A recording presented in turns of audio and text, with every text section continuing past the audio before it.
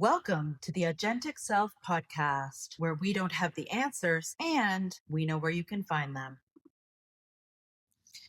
Welcome, everyone. My name is Patricia Ockney, and I will be your host of the Agentic Self podcast. You might be asking, what does agentic mean?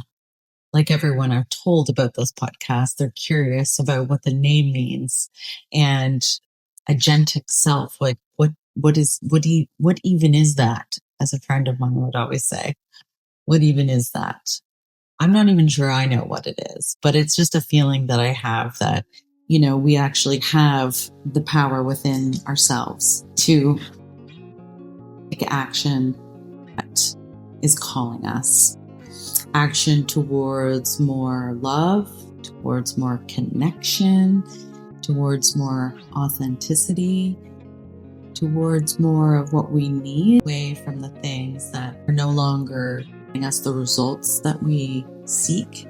I cannot wait to meet people here once they start to see what the show is about. I think people need to maybe get a sense of that and build some trust, because that's the point. I want to elevate voices and story for those moments when they've been able to have the courage that was required to step into the arena of their life, whatever that might be.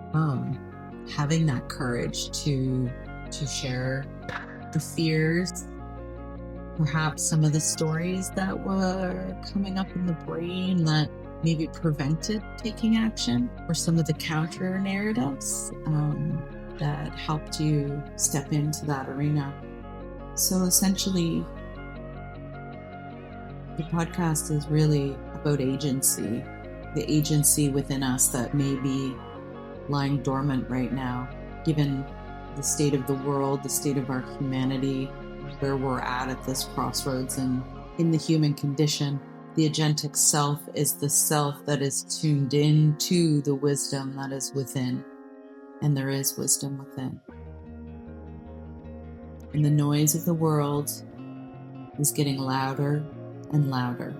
And I noticed in myself an undercurrent of fear, waiting for the next shoe to drop, waiting for the next awful thing in the news cycle. I think now more than ever, we're being called to be brave. I think now more than ever, we're being called to put ourselves aside so that we may do the right thing, which oftentimes isn't the easy thing. What we're consuming can paralyze us, dysregulate central nervous systems, and have people shifting into hiding and not living. When I noticed in myself fear to take action, I didn't like it. I'm not someone who enjoys being controlled, and I'm realizing that there are things in my life that have created some fear, creeped in and made my world smaller than I would like it to be. And I think the culmination of noticing the fear within my body, the fear within my mind, along with turning 50, along with going through menopause, in conjunction with my 3 children preparing to leave the nest, I dreamed a new dream.